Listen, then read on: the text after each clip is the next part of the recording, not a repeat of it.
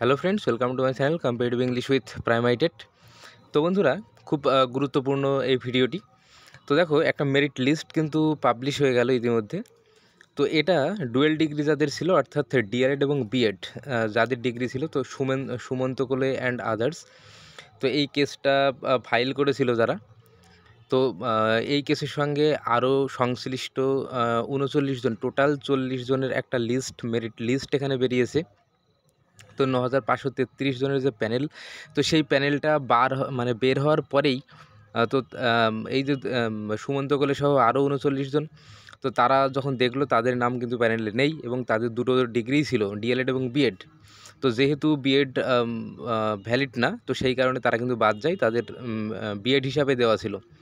তো পরবর্তীকালে তারা সিঙ্গেল বেঞ্চে আবেদন জানায় যে তাদের যেন যুক্ত করা হয়, তাদের যে ডিগ্রি সেটাকে যেন এডিট করতে দেওয়া হয়, অর্থাৎ বিএডটাকে সরিয়ে যেন ডিএডটাকে মান্যতা দেওয়া হয়।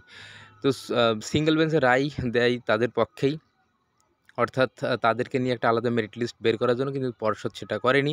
এরপর ডিভিশনেও কিন্তু পর্ষদ ডিভিশনে যায়, তবে সেখানেও কিন্তু সুমন্ত কোলেরা জয়লাভ করে।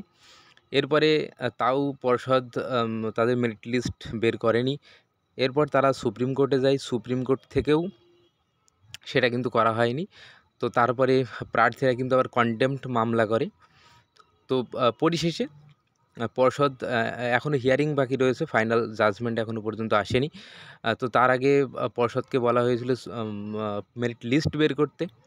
তো সেই মতো পর্ষদ কিন্তু মেরিট লিস্ট বের করে দিয়েছে।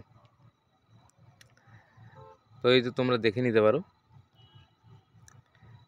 তো দেখো, তো এদের যে 40 জনের যে লিস্ট, এখানে পুরো ব্রেকআপ মার্কস সহ একদম A to Z সব পরপর কিন্তু এখানে দিয়ে দিয়েছে, তোমরা সব দেখে নিতে পারো।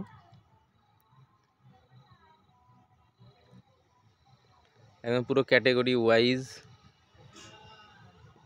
সব বিষয়গুলো কিন্তু এখানে তুলে ধরা আছে।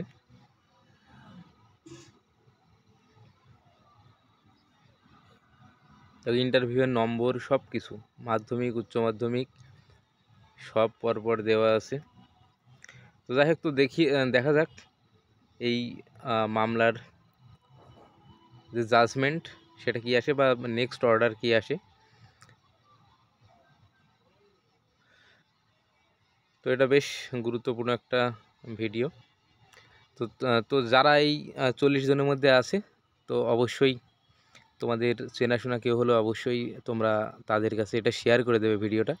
আর প্রাইমারি রিলেটেড যে কোনো খবরের জন্য অবশ্যই আমাদের চ্যানেলে চোখ রাখবে। ধন্যবাদ।